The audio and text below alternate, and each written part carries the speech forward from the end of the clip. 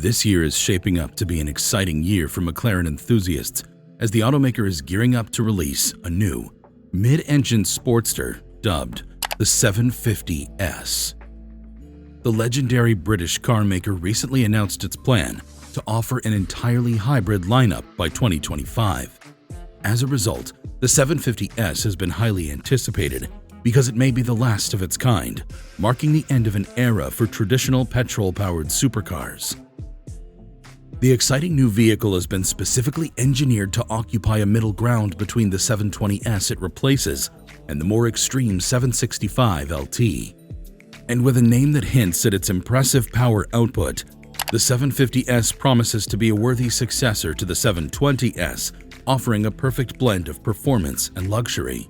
So, as we get ready to witness McLaren's exciting transformation to a more sustainable future, let's take this last ride to see how the 750s compares to other McLaren models in terms of performance and design. McLaren, the British automotive manufacturer, has been tearing up the road since 1963 when Bruce McLaren founded the company. Today, the car company is known for its high-performance sports vehicles, which are a feast for the eyes and a thrill for the senses. With cutting-edge technology and innovative designs, the automaker has become a global brand that has redefined what it means to be a sports car. And their latest creation, the 750s, is set to continue this legacy with its perfect blend of power and style. While many details about its features and specifications remain mostly under wraps, we've been able to gather a few details of what you can expect. The 750s will be the perfect blend of the wild and the mild, as it sits comfortably between the insanely radical 765 LT and its predecessor, the 720s.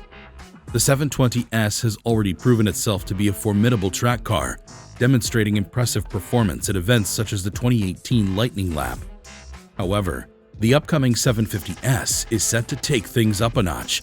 The vehicle will have a more exaggerated aerodynamic bodywork and the 765 LT's rear wing. We can also expect a fresh new front bumper, enlarged lower side air intakes to improve cooling, and an air brake similar to the one found on the 765 LT that boosts downforce.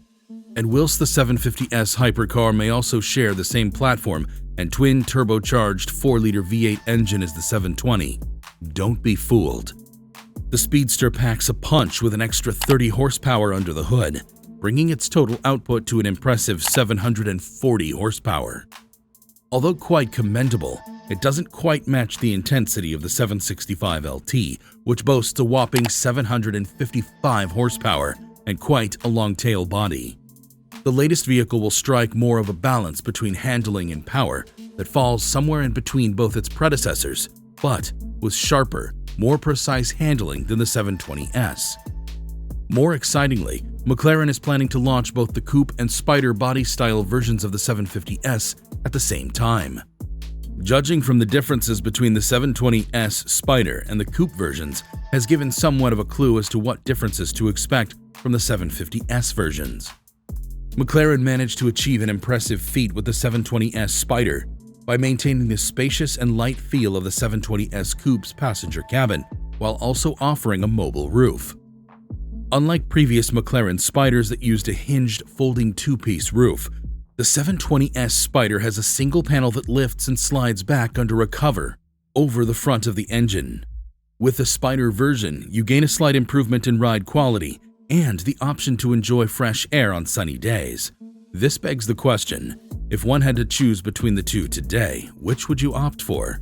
Would you prioritize the flexibility and convertible experience of the Spider? Or would you choose the coupe's sleek, aerodynamic design and fixed roof? Also, still on the topic of preferences, it appears that the British automaker is also set to offer more in-house customization options, allowing buyers to create a personalized 750s straight from the factory. This level of customization is an exciting prospect for enthusiasts who like to make their cars truly unique. From bespoke color options to custom interior details, the possibilities are endless. In-house customization options not only provide buyers with the opportunity to create something truly special, but they also ensure that the final product is of the highest quality. The ability to configure a McLaren 750s to one's exact specifications is just another reason why the brand is revered among car enthusiasts. The addition of more in-house customization options only serves to cement the brand's commitment to creating unique, personalized driving experiences. But what other exciting features can we look forward to? Well, this is where things get interesting. When it comes to the interior, the 750s is expected to take cues from an entirely different McLaren vehicle, which is the Artura. Just like the Artura, the 750s will feature a steering wheel-mounted instrument cluster which provides drivers with a clear view of vital driving data, while still allowing for seat adjustments. Plus, the instrument cluster bezel has been updated to include switches for suspension adjustment and driving mode.